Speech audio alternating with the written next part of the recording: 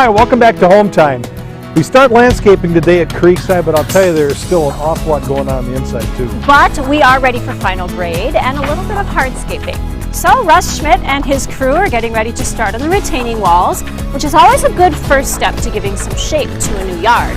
Inside, we're going to talk about a great way to save on energy costs, whether it's new construction or an existing home. And something going on outside of the house. When you put it on the roof, it doesn't stick to it immediately. It's activated by the heat of the sun.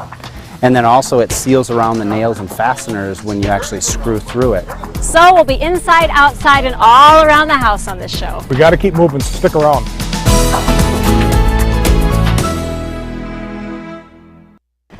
Now we've seen enough heating and cooling installs to know that the guys work very hard to make sure that all the seams are sealed up with tape.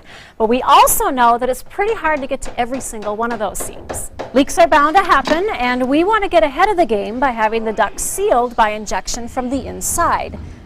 This is Joe St. Pierre. He's helping us out today. Thanks for coming in. Thank you for having me. Now, a lot of people might think that brand new ductwork wouldn't have any leaks, but that's not necessarily true. No, I mean, as a matter of fact, ductwork leaks 25 to 40%, according to the U.S. Department of Energy. That's a lot of leakage. Well, now you're going to help us seal all those leaks up. So how do you get started? Well, first thing we're going to do is we're going to plug all the vents in the house, which is what we are doing right now. Next, we're going to bring all of our equipment downstairs. We're going to cut a couple holes in the duct system. Okay. One on the supply, one on the return. That's how we tap in our equipment. Okay. Over there is our machine that's set up, which is called the HomeSeal machine. That's what we use to inject the sealant into the system. Okay. So you have a hole cut in your furnace. So how do you go about connecting up to the furnace? Well, once we've cut our holes in the ductwork, then we mount some collars into the ductwork. And we hook up the tube from the machine through a Y splitter. From that Y, it gets attached to these collars, and that's where we pump the air into the duct system. So now this isn't just for new construction. Yeah, correct. It's actually for existing homes as well. Duct systems leak 25 to 40%. It doesn't matter if it's 80 years old or if it's 8 days old. It's the same exact types of problems.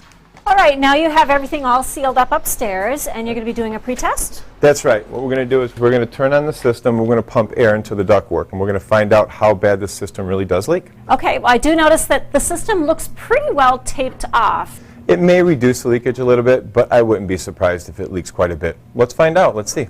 Now, with the pretest, what exactly are we looking for? What are we going to see?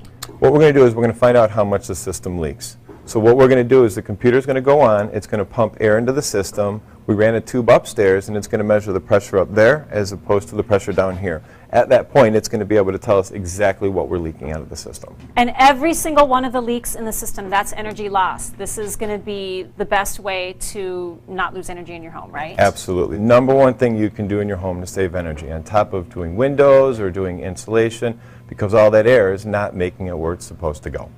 So now it looks like we're still losing quite a bit. Yeah, I mean, despite the fact that we foil taped the house and we went ahead and sealed all the joints as much as we possibly could ahead of time, right. I just found out that this house is still leaking 66 square inches of air. I mean, that's equivalent. That's huge. Yeah, that is. So now it's time to seal it up, right? Oh yeah, we're ready to go. Okay, so what's the first thing? First thing we're going to do is we're going to put the sealant in the machine. We're Okay. going to go ahead and get the system to the next step, and we're going to go ahead and turn on the compressor. And we're going to get the system powered up and ready to start sealing. All right, so how does this work? Well, what we're going to do is we're going to take the sealant and we're going to inject it into the system from the inside out. So it's going to find all those holes. It's going to find all those holes from the inside out, and it's going to seal them up tight. So what exactly is it that you're spraying in? Well, the material is called vinyl acetate polymer. Let's break it down. It's the main ingredient they use in chewing gum, hairspray. It's a non-toxic water-based material. And then how exactly does it work? Well, the machine took the liquid and it atomized it, so it turned it from a liquid to a vapor. And that's what allows us to send it through the duct system from the inside out. So as the material goes through, it actually does not coat the ductwork. It only builds up and collects on the edges of the holes and finally creates those seals. Okay, so we're done. You're doing a post test now? Right. We've gone ahead and we've sealed the system, and then now what we're doing is we're running it through a post test just like we did in the very beginning. Okay. So where are we at?